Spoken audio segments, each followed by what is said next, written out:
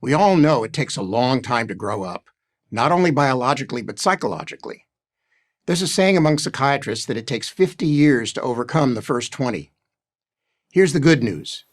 Unlike other species, we are not restrained by our instincts alone. We are able to learn from our parents, our experiences, and our culture. Here's the bad news. Nobody matures without effort. It doesn't happen naturally. It takes a lot of hard work. But what does it mean to be mature? Good question. So let's answer it. I have identified 5 characteristics of maturity. If you work to possess them all, you will have a happier, deeper, and more productive life. 1. Taking control. Of course, you had no choice what era you were born in, or where you were born, or who your parents are. But with each year of childhood, you attain more and more capacity to chart your own course. Yes, society and fate play a role, but cultivating your ability and willingness to make your own decisions expands your ability to influence how your life unfolds. The only way to achieve maturity is to take charge of your life. Nothing empowers you as much as exercising that control. Refusing to act, waiting to be rescued, and seeing yourself as a victim are sure signs of immaturity. 2. Taking responsibility. I mean this in 2 ways.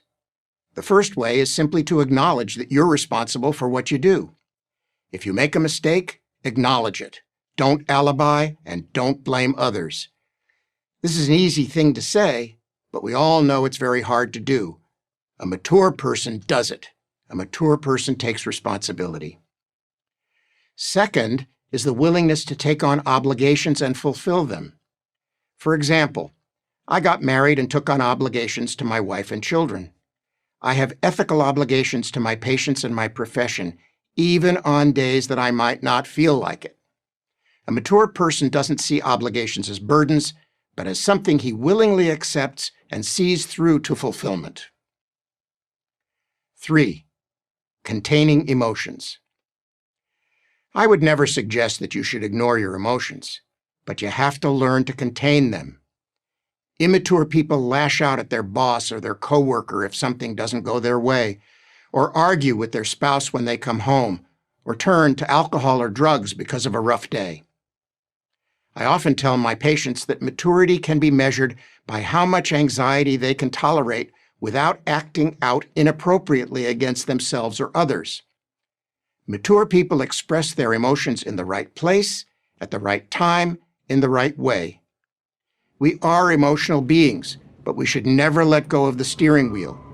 That is, we need to learn how and when to contain our emotions. 4. Having perspective. An immature teenager will regard a pimple as a catastrophic eruption of Mount Vesuvius, or will regard rejection by a girlfriend or boyfriend as the end of the world. Maturity comes from putting disappointments into perspective.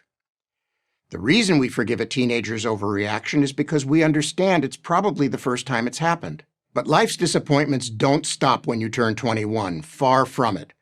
Disappointments of every variety, great and small, happen throughout life. The mature person learns from them and gets stronger each time he recovers. This kind of mature thinking is best expressed in the famous advice given to King Solomon, "This too shall pass." Perspective also means that when we are upset with someone dear to us, we have to put that negative experience in the context of the entire relationship. Immature people demonize a friend or a relative they are upset with and forget or ignore all the love and good experiences they once had.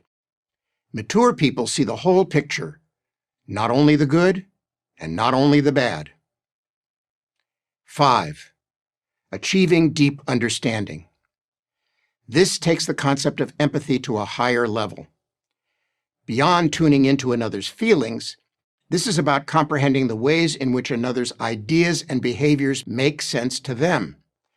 You don't have to agree with that person, but you need to be able to get inside their thinking. You need to understand why they believe what they believe. A good way to do this is to repeat what a person has said back to them. Is this what you meant? If they say, yes, it is, then you know, and they know, that you've reached a deeper understanding. This kind of understanding, by the way, is indispensable to achieving true intimacy. It explains why the mature person is able to have more intimate relationships than the immature person ever will.